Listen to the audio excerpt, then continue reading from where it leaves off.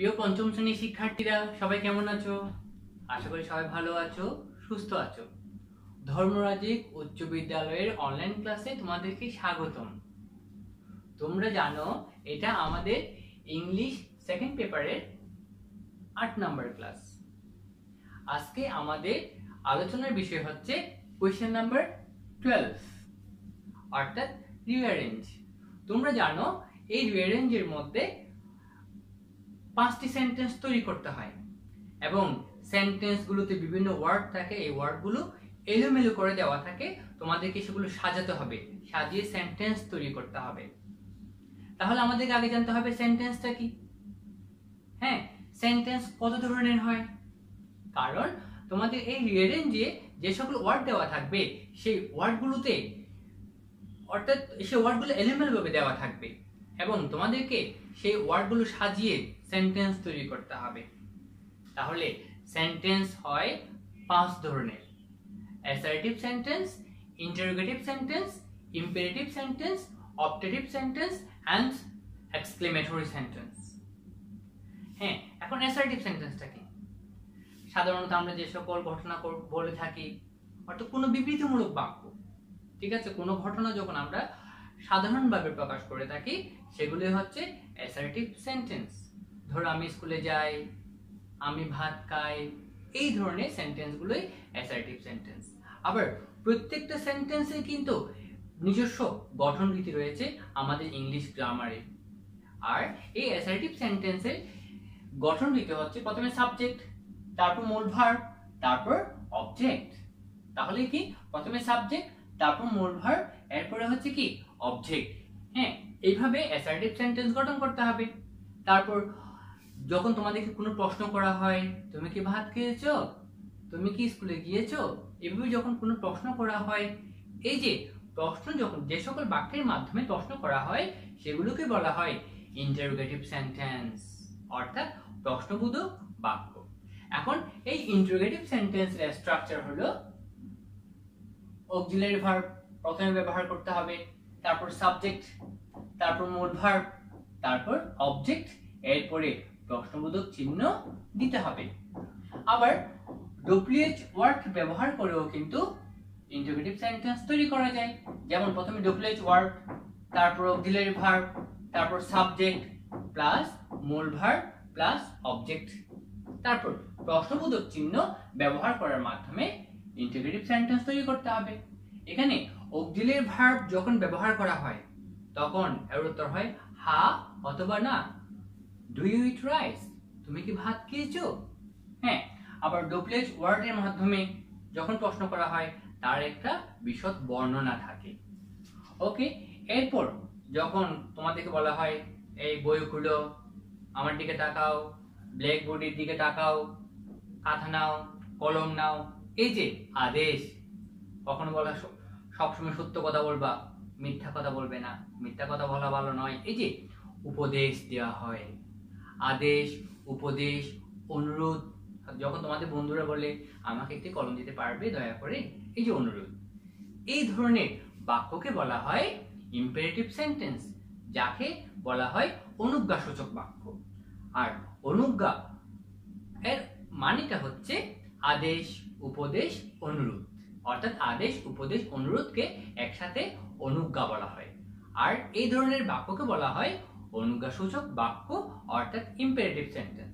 এখন ইম্পারেটিভ সেন্টেন্সের গঠন দিতে হয় প্রথমে ভার্ব, তারপর অবজেক্ট। এখানে ইউ অর্থাৎ তুমি, এটা উর্ধ্বতাকে, এটা থাকে না, এটা ব্যবহার করা হয় না। ধরো ওপেন দ্য বুক, বইটি খুলো, take your pen, look at the blackboard, এভাবে বলা হয়। তখন বলা হয় না you look at the blackboard, বলা হয় না, বলা হয় লুক এট দ্য ব্ল্যাকবোর্ড, অর্থাৎ ইউ উর্ধ্বতাকে এই ইম্পারেটিভ সেন্টেন্সে। এরপর আমরা কিন্তু প্রার্থনা করি, অনেক সময় আমরা ঈশ্বরের কাছে চাই, আমরা আমাদের প্রভুর কাছে প্রার্থনা করি। আবার আমাদের মা বাবা আমাদের জন্য আশীর্বাদ করেন, আর আমাদের গুরুজনরা, আমাদের শিক্ষকরা আমাদেরকে আশীর্বাদ করে অর্থাৎ দোয়া করে তুমি জীবন অনেক বড় হও, তুমি জীবনে সফল হতে পারো, তুমি দীর্ঘজীবী হও, এইভাবে আমাদেরকে আশীর্বাদ করে থাকে। আমাদের গুরুজনেরা, তাই না? তাহলে এই ধরনের সেন্টেন্সকে বলা হয় অপটেটিভ সেন্টেন্স। এই ধরনের সেন্টেন্সকে কি বলা হয়? Optative sentence. এখন এই অপটেটিভ সেন্টেন্সের স্ট্রাকচার হচ্ছে প্রথমে মেইন, তারপর সাবজেক্ট, তারপরে মূল ভার্ব, এরপর অবজেক্ট। অর্থাৎ এই অ্যাসার্টিভ সেন্টেন্সের আগে যদি আমি মে ব্যবহার করি তাহলে সেটা কি হয়ে যাবে? অপটেটিভ সেন্টেন্স হয়ে যাবে। অর্থাৎ অ্যাসার্টিভ সেন্টেন্সের আগে মে ব্যবহার করলে সেটা অপটেটিভ সেন্টেন্স রূপান্তরিত হবে, অর্থাৎ সেটা আশীর্বাদ বা প্রার্থনা সূচক বাক্যে রূপান্তরিত হবে। এরপর আমরা অনেক সময় আবেগ প্রকাশ করি, আনন্দিত হয়ে যাই, উল্লাস প্রকাশ করি, অথবা কখনো দুঃখিত হই। যখন আনন্দ প্রকাশ করি তখন বলি হুরে আমরা জিতে গেছি। আবার কখনো বলি আমরা যখন ব্যথা পাই লাস, এই ধরনের ওয়ার্ডগুলো আমরা ব্যবহার করে থাকি। আর এই ধরনের ওয়ার্ডকে বলা হয় ইন্টারজেকশন। অর্থাৎ যখন আমরা আমাদের মনের আবেগ প্রকাশ করি বা বিস্ময় প্রকাশ করি, যে সকল বাক্যের মাধ্যমে সে সকল বাক্যকে বলা হয় এক্সক্লেমেটরি সেন্টেন্স। এখন এই এক্সক্লেমেটরি সেন্টেন্সের স্ট্রাকচার হচ্ছে প্রথমে ইন্টারজেকশন, তারপর আশ্চর্যবোধক চিহ্ন দিতে হবে, তারপর সাবজেক্ট প্লাস মূল ভার্ব প্লাস অবজেক্ট। এইভাবে এক্সক্লেমেটরি সেন্টেন্স গঠন করতে হবে। এখানে দেখো এই রিঅ্যারেঞ্জের জন্য আমাদের এই সেন্টেন্সগুলো সম্পর্কে ভালো ধারণা থাকতে হবে, আমাদের মেমোরিতে রাখতে হবে। এই স্ট্রাকচারগুলো স্ট্রাকচার আমাদের মেমোরিতে রেখে দিতে হবে, ভালোভাবে পড়তে হবে, শিখে নিতে হবে। কারণ আমরা যদি স্ট্রাকচার জানি, প্রত্যেক ধরনের সেন্টেন্সের স্ট্রাকচার যদি আমরা মনে রাখতে পারি, তাহলে এলোমেলোভাবে দেওয়া ওয়ার্ডগুলো সাজিয়ে আমরা সেন্টেন্স তৈরি করতে পারবো। ঠিক আছে? তবে আমাদের এই রিঅ্যারেঞ্জের জন্য 1 নাম্বার এবং 2 নাম্বার সবচেয়ে বেশি গুরুত্বপূর্ণ। কারণ বিভিন্ন যে তোমার 2019 সালে, 2018 সালে, 2017 সালে যে সকল প্রশ্ন এসেছে এই 12 নম্বরে, তাদের মধ্যে অ্যাসার্টিভ সেন্টেন্স এবং ইন্টারোগেটিভ সেন্টেন্সই বেশি দেখা গেছে। তাই এই দুই ধরনের সেন্টেন্স সবচেয়ে গুরুত্বপূর্ণ। এগুলো কিন্তু কম গুরুত্বপূর্ণ নয়, এগুলোও কিন্তু ভালো করে পড়তে হবে। তবে পরীক্ষায় এই দুই ধরনের সেন্টেন্স বেশি আসে, তাই এই দুই ধরনের সেন্টেন্সের স্ট্রাকচারগুলো অবশ্যই ভালোভাবে মনে রাখতে হবে। ঠিক আছে?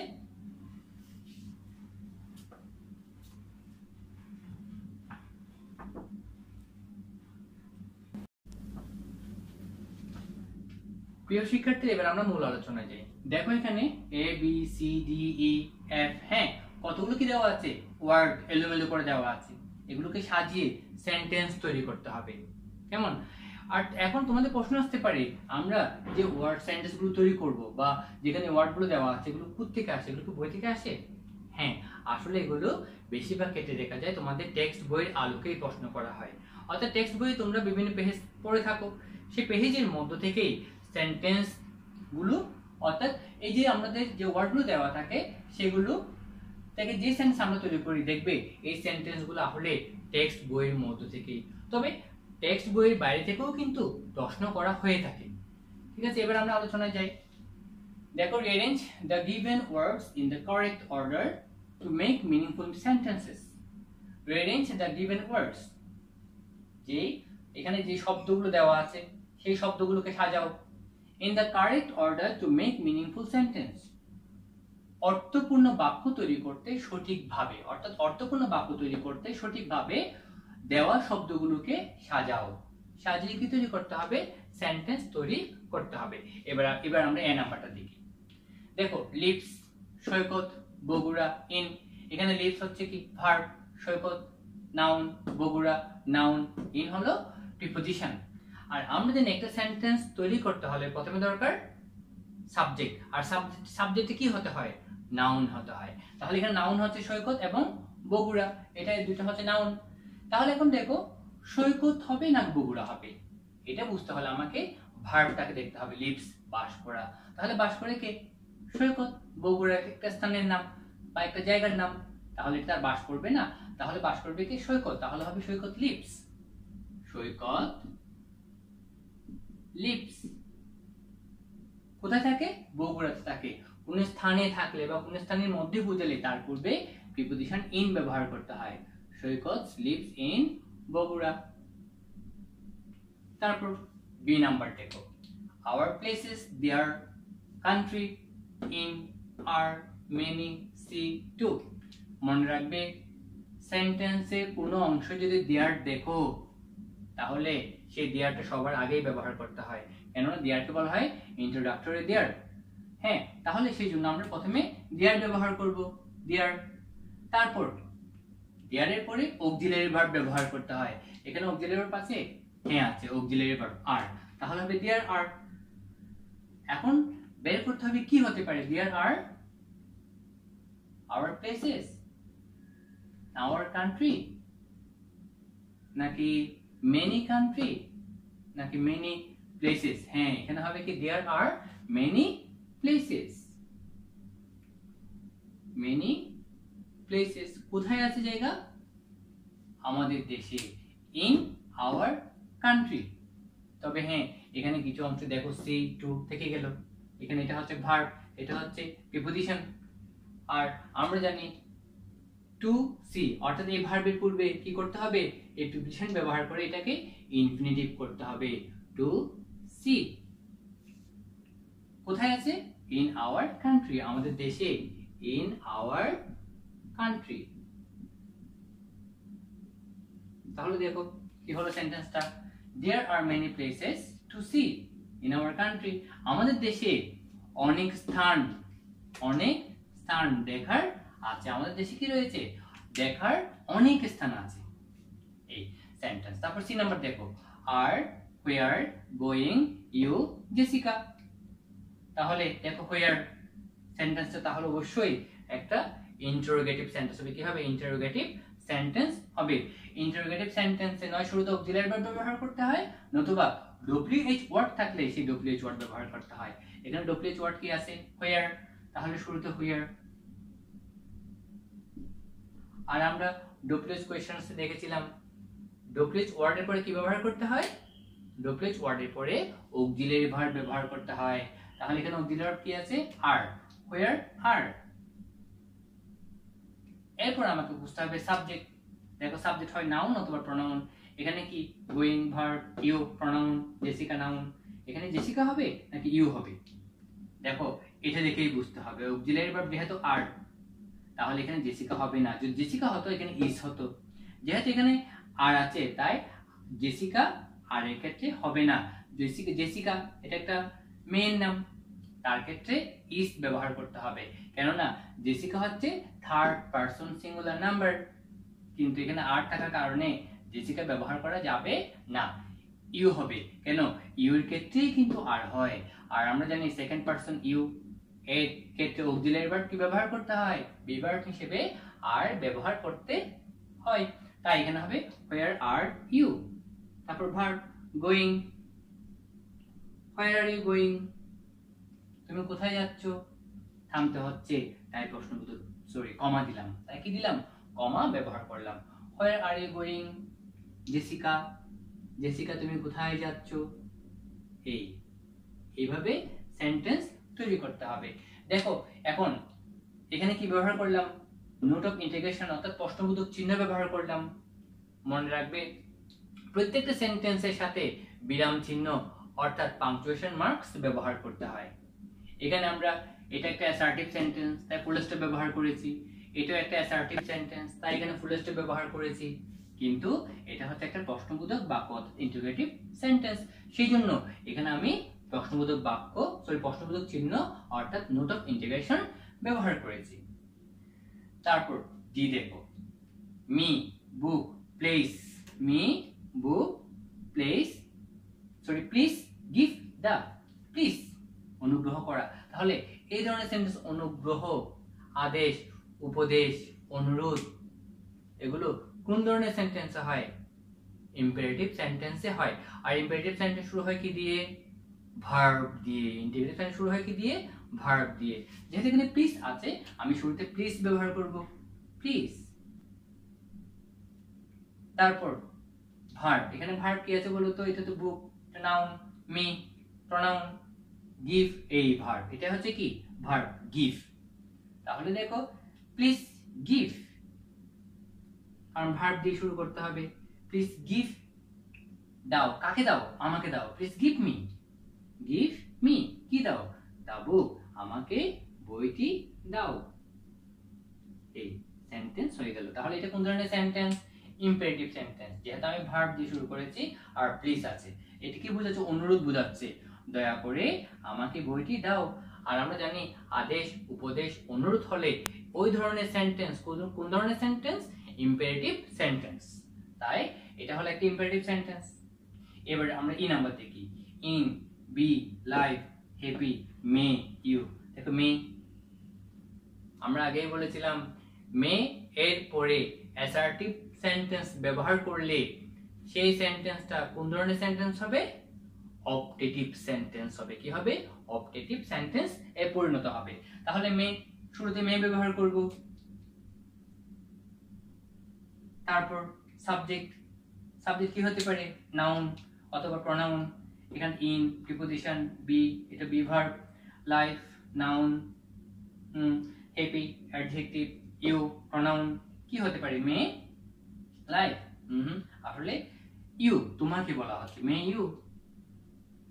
এরপর verb, be verb, may you B.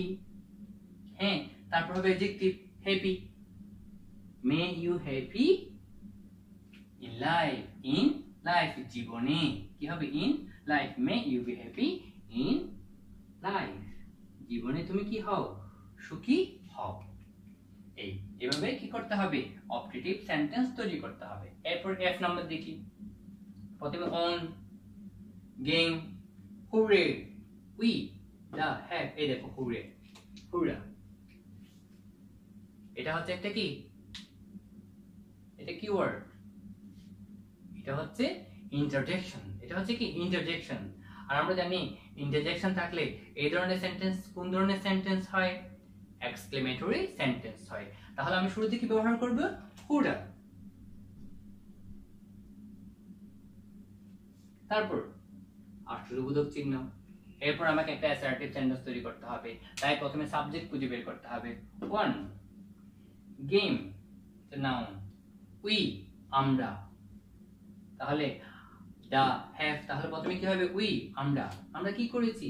আমরা জিতেছি। উই অন, কি জিতেছি? The game. তবে এখানে একটা ভার্ব আছে, কি আছে?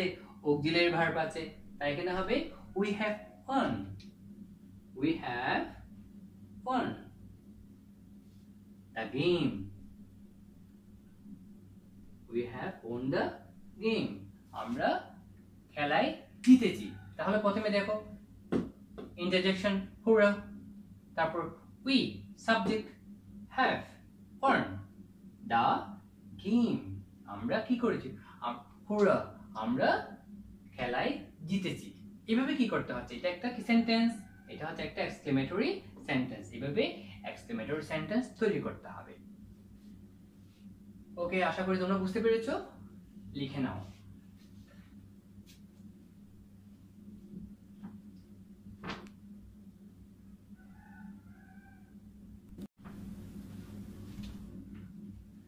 প্রিয় শিক্ষার্থীরা, এই ছিল আমাদের আলোচনা। আশা করি তোমরা বুঝতে পেরেছো। তোমরা কিন্তু ভিডিওগুলো বারবার দেখবে, বারবার দেখলে তোমরা বেশি বেশি বুঝতে পারবে। ঠিক আছে? তাহলে ভালো করে পড়বা। আর এটা হচ্ছে তোমাদের হোমওয়ার্ক। এ বি সি ডি ই আর 5টা দিয়েছি। হ্যাঁ, এটা তোমাদের হোমওয়ার্ক। আর এটা তোমরা ভালো করে করে রাখবে। এই হোমওয়ার্কটা কিন্তু তোমরা কি করবে? তোমাদের এখন গ্রুপ আছে, সেই গ্রুপের মধ্যে তোমরা হোমওয়ার্কগুলো করে, অর্থাৎ আমার মেসেঞ্জারে সরাসরি তোমরা যেমন পরীক্ষার খাতা পাঠিয়েছো, ঠিক অনুরূপভাবে তোমরা কি করবে? হোমওয়ার্কগুলো আমার মেসেঞ্জারে সরাসরি পাঠিয়ে দিতে পারবা। আর আমি চেক করে এগুলো তোমাদেরকে দিয়ে দিব। ঠিক আছে? তাহলে তোমরা ভালো করে পড়বা, ভালো থাকবে, সুস্থ থাকবে, নিরাপদে থাকবে। ওকে, ভালো থাকিও।